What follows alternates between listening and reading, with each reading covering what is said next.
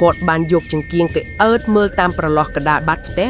អ្វីដែលគាត់បានឃើញធ្វើឲ្យរឿងវិញ្ញាណវល់វល់នៅផ្ទះបុរាណក្បែរមាត់ស្ទឹងក្នុងនឹងហាមខ្យល់ត្រជាក់នៃរដូវរងានាសម័យកាលដែលភ្លើងអគ្គិសនីមិនទាន់ស្គាល់មុខភូមិធានដាច់ស្រយាលដែនដីខេត្តបាត់ដំបងកាលពីដើម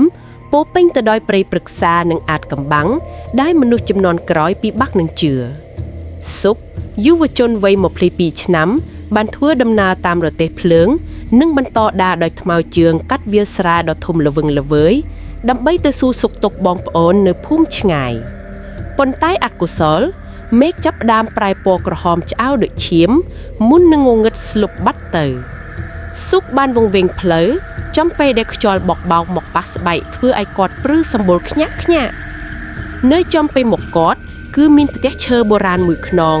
ជាផ្ទះពិតមានក្បាច់ចម្លាក់យ៉ាងស្អាតប៉ុន្តែវាបែរជាមានសភាពចាស់ទ្រុឌទ្រោមនិងមានវល័យដុះព័ទ្ធជុំវិញដោយគ្មានជម្រើសសុកសម្រេចចិត្តសុំជ្រកកោននៅទីនោះមួយយប់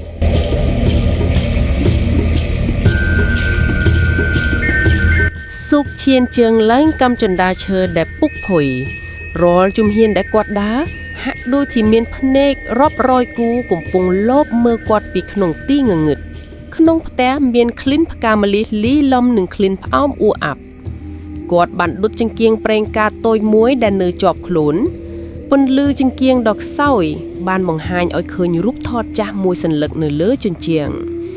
ជារូបថតស្ត្រីម្នាក់ស្លៀកពាក់បែបបុរាណញញឹមយ៉ាងស្រស់ប៉ុន្តែភ្នែករបស់នាងហាក់ដូចជាកំពុងសម្លឹងមកចំសុកមិនថាគាត់ដើរទៅទីណានោះទេសុកព្យាយាមបំភ្លេចភាពភ័យខ្លាចគាត់រៀបចំកន្លែងគេងនៅកណ្ដាលផ្ទះប៉ុន្តែនៅពេលដែលគាត់ជិតលង់លក់សំឡេងមួយបានបន្លឺឡើងពីក្រោមផ្ទះតុកតុកតុកសំឡេងបុកអំបុកយ៉ាងច្បាស់បន្លឺឡើងក្នុងភាពស្ងាត់ជ្រងំនៃរាត្រី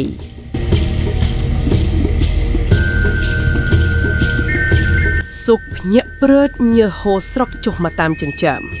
តើនរណាមកបុកអំបុកនៅពាក់កណ្ដាលអធ្រាត្របែបនេះក្នុងពន្លឺព្រះខែខ្សោយខ្សោយ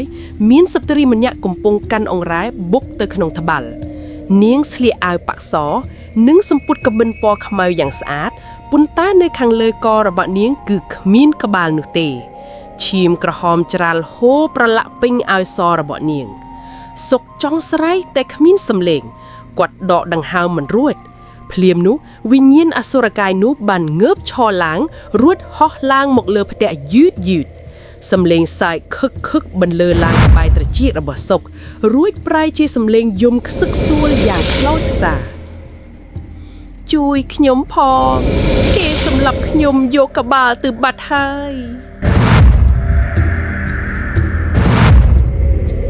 សុកបានដឹងតាមរយៈកាយយោសុបតិក្នុងភាពភ័យខ្លាចថា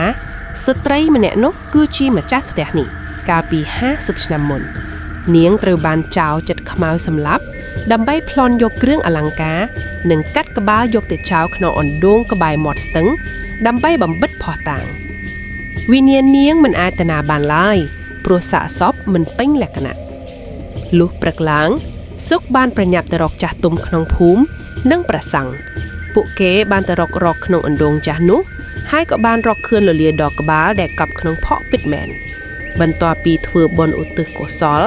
និងបូជាតាមប្រពៃណីមកផ្ទះបុរាណនោះក៏លែងមានសម្លេងបុកអំបុកទៀតដែរសុកបានដឹងខ្លួនថាមនុស្សស្លាប់ទៅហើយពេលខ្លះមិនចង់បន្លាចយើងទេគេគ្រាន់តែចង់ឲ្យយើងជួយរំដោះទុក្ខរបស់គេតែប៉ុណ្ណោះ